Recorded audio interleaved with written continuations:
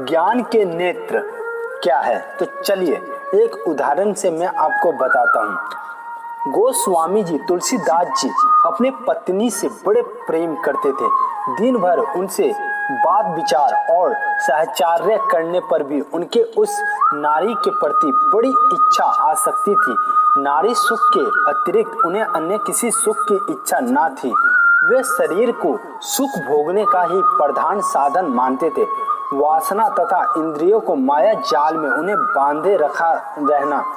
जितना ही वे इंद्रियां सुख के इस मार्ग पर बढ़ते गए उतने ही उन्हें इसकी आवश्यकता अधिकाधिक प्रतीत होती गई। आसक्ति उनकी प्रधान संगनी थी। एक दिन उसी नारी ने उनके ज्ञान के नेत्र खोल दिए। उसने कहा, मेरे इस हाड़ मांस के नश्वर शरीर के प्रति जो मोह आपको है, यदि वही कहीं ईश्वर के प्रति होता तो आपकी मुक्ति हो जाती। तुलसीदास बहुत देर तक इस बात पर सोचते रहे, चिंता करते रहे। चिंतन करते करते वे अंत में इस परिणाम पर पहुंचे कि वास्तव में नारी का कथन सत्य है।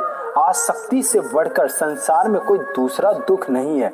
इंद्रियों को विषयों में फंसे रहने से मनुष्य दुखी रहता है। उनके ज्ञान नेत्र खुल गए। अब दूसरा ही दृश्य था। उन्होंने देखा संसार भोगों की ओर तीव्रता से दौड़ रहा है। तृष्णा की पीड़ा उनके दुखों का बड़ा भारी कारण है। वासना मनुष्य को पागल बना रही है। मनुष्य मन से संसार से बनता है। वे संसार से विरक्त हो गए। नारी के प्रति उनका प्रेम अपने आराध्य राम के प्रति मुड़ गया। अब वे वासना तृप्ति के पीछे न भाग राम की लीलाएं कविताएं में गाने लगे। उन्होंने भक्ति रस की अजस्त्र धारा संसार में प्रवाहित की और शांति का सुधा संदेश दिया। भक्त सूरदास का भी कुछ ऐसा ही अनुभव रहा। वे भी रमन के अनुग्राम में फंसे रहे। नारी सुंदर थी, अति सुंदर और आकर्षण। उससे तिरस्कृत और अपमानित होकर उन्हें प्रतीत हुआ कि संसार के भोगों में वास्तव में स्थायी सुख नहीं, सुख वास है। मनुष्य उन्हीं के प्रति आसक्त होकर इधर उधर भागता है। इंद्रियां उसे माया जाल में डालती है। सुर को अपने प्रति किए गए अपमान के प्रति बड़ी आत्मगलीनी हुई। उन्होंने उस नारी से तो बेल के तीखे कांटे लाने को कहा। जब वे कांटे आ गए तो शरीर के नेत्रों में ठूस दिए। सूर के पार्थिव नेत्र बंद हो गए, पर इस तिरस्कार से ज्ञान के नेत्र खुल गए। उनका अनुभव था कि इंद्रियों को अपने वश में रखने ही मानव सुखी हो सकता है। भक्त मीराबाई के ज्ञान नेत्र इतने जल्दी खुले थे कि उन्होंने अपने विवाह तथा प्रति कुछ भी मोह ना हुआ। उनके सम्मुख कई प्रकार के प्रलोभन और भयंकर यातनाएं आए, किंतु वे सभी को ज्ञान के नेत्रों से निरखती रही। संसारता के असत्य व्यवहारों को त्याग कर उन्होंने भक्ति का वो मार्ग अपनाया जो मुक्ति देने वाला था। उन्हें ज्ञान के नेत्रों से यह दिखाई दिया कि कुविचार और कुकर्म ही दुख और अतृप्ति का मूल है। मानसिक पापों का परित्याग करो। मन की जमी हुई वासना ही दुष्कर्म कराती है। पाप का प्रधान कारण आत्मज्ञान का अभाव ही है।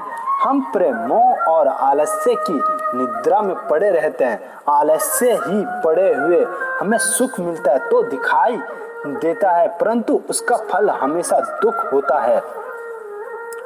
हमें अपनी कमजोरियों का ज्ञान नहीं होता। जो आदमी गलती करता है उस अल्प ज्ञान को यह ज्ञात नहीं होता कि वह गलत राह पर है। अंधकार ही अंधकार में वह ना जाने कहां से कहां पहुंच जाता है। अंत में किसी कठोर भावशिला पर टकराकर उसे अपनी गलती या दुर्बलता का ज्ञान होता है। उसके एकाएक नेत्र खुल जाते।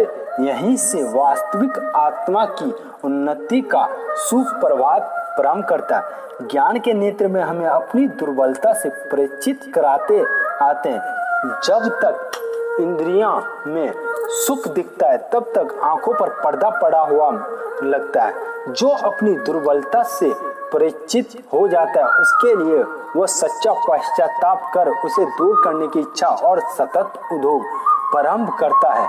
उसी की उन्नति का आधा काम तो बन गया। मानना चाहिए दुर्बलता पाप का मूल है। इसका कारण अज्ञान है। जब ज्ञान के नेत्र खुलते हैं तब मनुष्य को अपनी दुर्बलता के दर्शन हो जाते। यज्ञवेद का वचन है कि जिसका अज्ञान दूर होगा वही पाप से छूटेगा। पाप का प्रदान करना आत्मज्ञान का अभाव है। असत्य को त्याग कर सत्य ही ग्रहण करना चाहिए। जो सत्य को त्याग कर असत्य अपनाते हैं उन्हें अपयश ही मिलता है। ज्ञान के नेत्र को प्रकाश में हम उन विचारों को त्याग देते हैं जो आत्मा को कष्ट देने वाले, धर्म के शत्रु हैं या अशांति उत्पन्न करने वाले हैं। शक्तियों का मूल स्रोत आत्मा है। दुर्बलता का ज्ञान सच्ची आत्मा गलीन, फिर उस दुर्बलता को हटाने की सच्ची साधना, यही हमारा उन्नति के सूत्र है। जब मन गलत रहने से हटकर इस मन ज्ञान के नेत्रों के प्रकाश में हम उन विचारों को त्याग देते हैं जो आत्मा को कष्ट देने वाले, धर्म के शत्रु हैं या अशांति उत्पन्न करने वाले हैं। शक्तियों का मूल स्रोत आत्मा है। दुर्बलता का ज्ञान सच्ची आत्मा गलीनी, फिर उस दुर्बलता को हटाने की सच्ची साधना, यही हमारी उन्नति के सूत्र है। जब मन गलत राह से हटकर अरूढ़ हो जाता है तभी आध्यात्मिक सिद्धियां मिलनी आरंभ हो जाती है। वेदों में ऐसे अनेक अमूल्य ज्ञान कण बिखरे पड़े जिनमें गलत राह से हटने के मन को कल्याणकारी मार्ग पर चलने के लिए प्रार्थना की गई है। हे परमात्मा, मेरे मन को कल्याणकारी और ले चलो। हे परमात्मा, मेरे हृदय संताप से हीन होता चले, अर्थात अपनी दुर्बलता के दर्शन कर मेरे मन में जो आत्मा गली उत्पन्न हो वह सत्कर्म और शुभ विचार द्वारा दूर होती चले। हे प्रभु, ऐश्वर्य के लिए हमारे आंतरिक मन के द्वार खोल दो, अर्थात हमें निकृष्ट विचारों से मुक्त कर दो और देवी एकता, विपुलता, आत्मा कल्याण के विचारों से परिपूर्ण कर दो। स्वामी दयानंद जी ने सत्यता प्रकाश में एक स्थान पर लिखा है, सज्जनों और उन्नति करने वालों की यही रीति है कि वे गुणों को ग्रहण कर दोषों को परित्याग सदा करते रहना चाहिए।